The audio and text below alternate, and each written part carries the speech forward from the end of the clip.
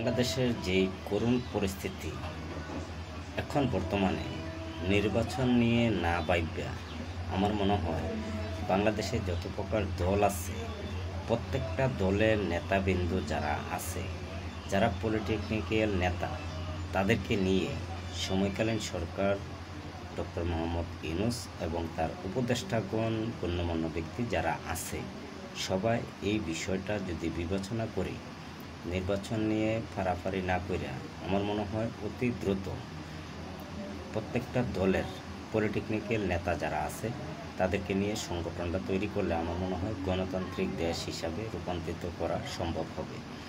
আর না হয় বাংলাদেশের যে একটা নৈরাজ্য সৃষ্টি হয়, একটার পর একটা নৈরাজ্য আমরা দেখতে পাই অতি দ্রুত। আমার মনে হয় দেশের স্বার্থে, জনগণের স্বার্থে অতি দ্রুত এইগুলা কথা আমার মনে হয় খুবই প্রযোজ্য। বিশেষ করে ডক্টর মোহাম্মদ ইউনূসের অধীনে যে উপদেষ্টাগণ আছে আসলে তারা কিন্তু দেশ পরিচালনা করার মতন কোনো ক্ষমতা তাদের ভিতরে নাই, কারণ তারা রাজনীতি কম বোঝে, এটা আমরা দেখতে পাই। তো অবশ্যই ডক্টর মোহাম্মদ ইউনূস এবং উপদেষ্টা যারা গণ্যমান্য ব্যক্তি যারা সবাই মিলিতভাবে ঐক্যবদ্ধ হয়ে গণতান্ত্রিক দেশ হিসাবে রূপান্তরিত যদি করতে চান, তো গণতান্ত্রিক দেশ রূপান্তরিত করার কিছু কিছু ক্ষেত্র লাগে। তো আপনারা যেভাবে খালি নির্বাচন দেওয়ার জন্য আগ্রহ জাগাচ্ছেন অন্যান্য দলের নেতাবিন্দুরা, আসলে এটা কোনোভাবে কাম্য নয়। কারণ দেশের স্বার্থে, জনগণের স্বার্থে কোনোভাবে এই এখন বর্তমান যদি অনেকে জানি প্রশ্ন করবেন যে সংবিধান যেটা আছে সংবিধানকে আপনি মানেন না, অবশ্যই মানি। সংবিধানের বাহিরে কেউ কোনো কাজ করুক তাও আমরা চাই না। সংবিধান অনুসরণ যদি করতে যান আপনারা, তাইলে গণতান্ত্রিক দেশ এই বাংলাদেশকে গড়তে পারবেন না।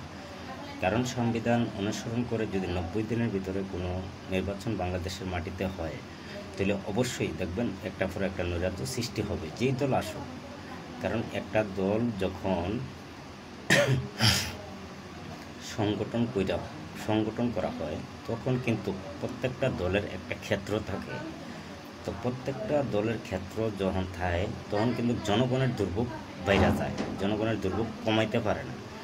তো বিশেষ করে গণতান্ত্রিক দেশ হিসাবে রূপান্তরিত যদি করতে চান, বিভিন্ন রাষ্ট্রে যদি গণতান্ত্রিক দেশ হিসাবে পরিচালনা করার ইচ্ছা আপনাদের থাকে, তো অবশ্যই বাংলাদেশের ভিতরে যতটা দল আছে প্রত্যেকটা দলের নেতাবিন্দু যারা পলিটেকনিক্যাল রাজনীতি যারা বোঝে তাদেরকে নিয়ে একটা সংগঠন তৈরি করেন। আর নাহলে আমার মনে হয় গণতান্ত্রিক দেশ হিসাবে রূপান্তরিত করা অসম্ভবের কিছু হবে।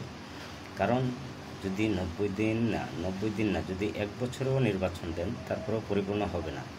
মিনিমাম 6 বছর, 5 থেকে 6 বছর গণতান্ত্রিক দেশ হিসাবে বিভিন্ন রাষ্ট্রের পরিচালনা যদি করতে হয়, অবশ্যই যারা পলিটেকনিক্যাল নেতা রাজনীতিবিদ আছে তাদেরকে নিয়ে সংগঠনটা তৈরি করলে আমার মনে হয় দেশও ভালো চলবে, জনগণের মাঝে স্বস্তির ফিরে আসতে পারে। গণতান্ত্রিক দেশ হিসাবে বিভিন্ন রাষ্ট্রে আমাদের দেশকে পরিচয় করা সম্ভব হবে।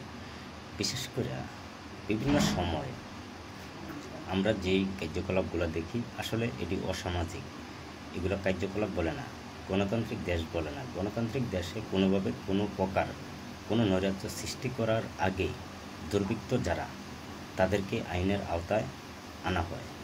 কিন্তু বাংলাদেশে 1 মাসের উপর হয়ে যেতেছে গা এত বড় ক্ষয়ক্ষতি, কিন্তু বাংলাদেশে কোনো বিচারের দিকে কোনো আগ্রহ জাগছে না কারোর।